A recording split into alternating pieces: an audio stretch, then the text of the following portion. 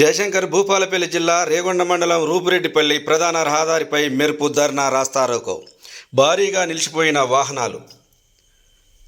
గంటన్నర పాటు గ్రామస్తులు చేస్తున్న ధర్నాతో రహదారి ఎటు 10 కిలోమీటర్ల మేర వాహనాలు నిలిచిపోయినాయి. రూపురెడ్డిపల్లి గ్రామానికి చెందినటువంటి వ్యక్తి 4 రోజుల క్రితం 2 ద్విచక్ర వాహనాలు ఢీకొన్న ఘటనలో మృతి చెందాడు.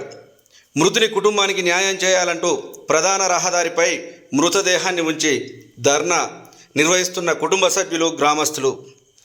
వాహనాలు నిలిచిపోవడంతో సంఘటన స్థలానికి చేరుకున్న పోలీసులు, డిఎస్పీ వచ్చే వరకు ధర్నాను విరమించేది లేదంటూ బేసిమించు కూర్చున్నటువంటి రూపురెడ్డిపల్లి గ్రామస్తులు.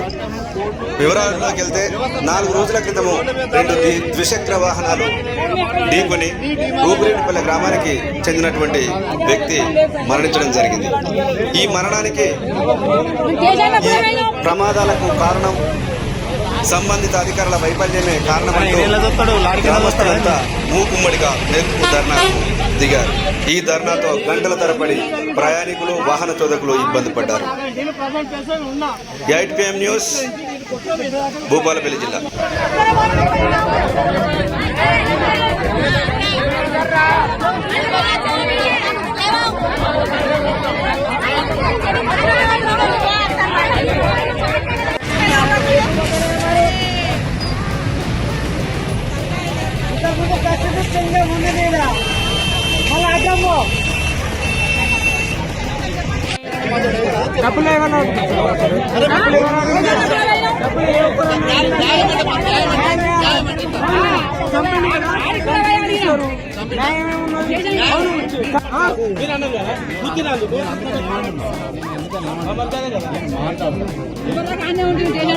నేనేం చేయాలంటే